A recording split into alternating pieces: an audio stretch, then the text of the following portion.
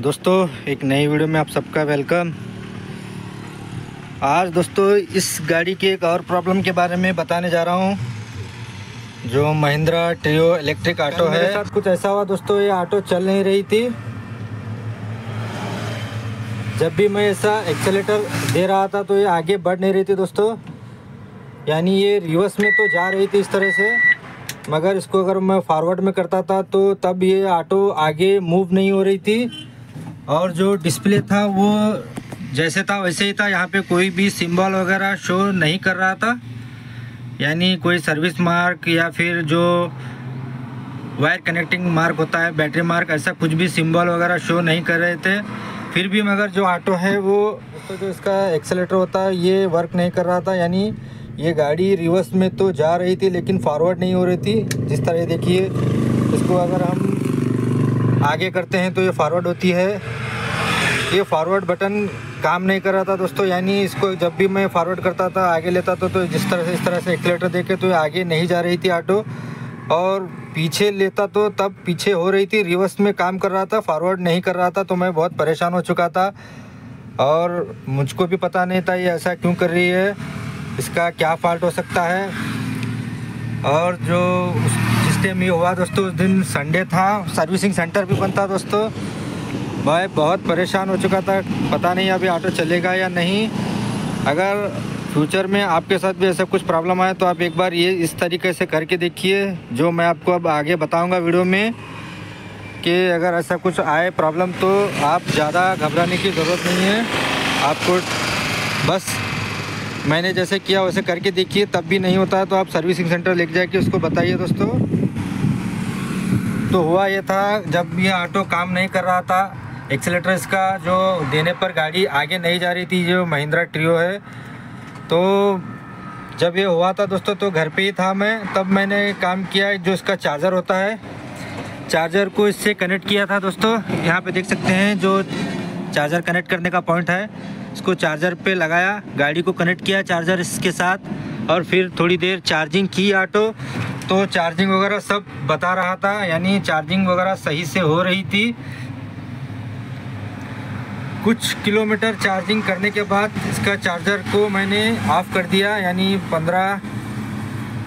15 या 20 पॉइंट बढ़ने के बाद, जो 1 किलोमीटर देख सकते हैं, इसके 15-20 पॉइंट बढ़े तक मैंने इस ऑटो को चार्ज किया। फिर इसके चार्जर को डिस्कनेक्ट करके फिर वापस से इसकी चाबी को ऑन करके रीस्टार्ट किया, तब ये ऑटो मूव हुई दोस्तों। यानी जो मेरा प्रॉब्लम था वो सॉल्व हो चुका है। उसकी वीडियो मैं नहीं बना सका दोस्तों, क्योंकि मैं खुद ही टेंशन में आ गया था कि भाई ऑटो ये ना ही आगे जा रहा है, ना ही इसका फॉरवर्ड बटन जो होता है ये काम कर रहा है दोस्तों। तो मैं खुद ही परेशान हो गया था, ऐसा क्यों हो रहा है, क्योंकि इसके अंदर जो भी डिस्प्ले की ख़राबी आती है या कुछ भी प्रॉब्लम आता है तो इसके डिस्प्ले में शो करता है, मगर ऐसा कुछ शो नहीं कर रहा था। तब मैंने इसके जो यहाँ पे जो फ्यूज़ वगैरह होते हैं, देख सकते हैं, ये सारे फ्यूज़ वगैरह चेक किए थे। इसके BMS का फ्यूज़ और इसका जो भी डिजिटल डिस्प्ले का भी एक फ्यूज़ आता है दोस्तों, उसको भी चेक किया था। सारा कुछ यहाँ पे लिखा होता है कि कहीं फ्यूज़ वगैरह तो शॉर्ट नहीं हुआ है, लेकिन ऐसा कुछ हुआ नहीं था। अचानक ही ये ऑटो स्ट्रक हो गई थी, यानी जैसे कोई मोबाइल वगैरह हमारा हैंग होता है उसी तरह से ये ऑटो हैंग हुआ था, इलेक्ट्रिक ऑटो। तो इस वजह से मैं भी बहुत परेशान था कि संडे था, उस दिन सर्विसिंग सेंटर भी बंद था, तो मुझे भी पता नहीं था कि ऑटो चालू होगी या नहीं। फिर मैंने थोड़ा आइडिया लगाकर इसको पहले देखते हैं इसको चार्जिंग होती है या नहीं ऑटो। तो इसको मैंने चार्ज पर लगाया दोस्तों। चार्ज पर लगाने के बाद चार्जिंग तो अच्छी तरीके से हो रहा था, कोई प्रॉब्लम नहीं हुआ। तो इसके 15 या 20 पॉइंट बढ़ने के बाद मैंने इस चार्जर को डिस्कनेक्ट करने के बाद तब मैंने देखा, इसकी चाबी को फिर से रीस्टार्ट करके ऑन किया, तो तब गाड़ी जाकर आगे मूव हुई है दोस्तों, यानी ऑटो आगे बढ़ा। तो आप भी डरिए मत, टेंशन मत लीजिए अगर ऐसा कुछ प्रॉब्लम आता है महिंद्रा इलेक्ट्रिक ट्रियो ऑटो में। तो जिस तरह से मैंने किया था आप एक बार करके देखिए, हो सकता है आपका ऑटो भी हैंग हुआ हो। अगर आपको ऐसी प्रॉब्लम आती है कि आपका जो ये फॉरवर्ड बटन है सब ठीक होने के बावजूद दोस्तों, यानी अगर इसके अंदर कोई सिंबल भी नहीं आना चाहिए, इसके अंदर कोई, देखिए अब मैं आपको दिखाता हूँ, इसके जो सिंबल आते हैं, अभी चाबी ऑफ करा हूँ तो आप देख सकते हैं यहाँ पर ऐसे कुछ सिंबल वगैरह तो शो नहीं कर रही है। देखिए यहाँ पे कोई बैटरी का निशान तो शो नहीं कर रहा, वो देखिए। अगर ऐसा नहीं है फिर भी आपका ये ऑटो फॉरवर्ड नहीं हो रहा है, ये एक्सेलेटर काम नहीं कर रहा है। इसका जो एक्सेलेटर बोलते हैं इसको कोई टोटल वगैरह भी बोलते हैं, मुझे ठीक से पता नहीं, मगर हम यहाँ पे इसको एक्सेलेटर वगैरह ही बोलते हैं।